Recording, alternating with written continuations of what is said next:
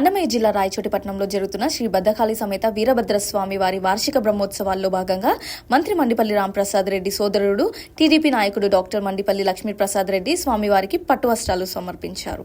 ఈ సందర్భంగా ఆలయ ఈవో రమణారెడ్డి, చైర్మన్ తిరుమల మనోజ్ కుమార్, అర్చకులు వేద మంత్రోచ్చరణలతో ఘన స్వాగతం పలికారు. ప్రత్యేక పూజలు నిర్వహించిన అనంతరం స్వామివారి కళ్యాణ మహోత్సవంలో ఆయన పాల్గొన్నారు. ఈ సందర్భంగా మాట్లాడుతూ స్వామివారికి పట్టు వస్త్రాలు సమర్పించే భాగ్యం దక్కడం పునర్జన్మ సుకృతమని అన్నారు.